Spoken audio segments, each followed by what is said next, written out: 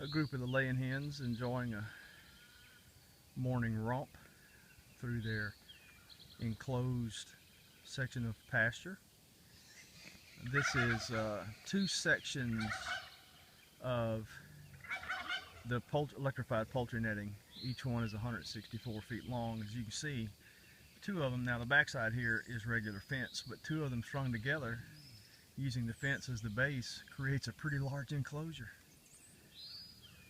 And the chickens are free to roam great distances.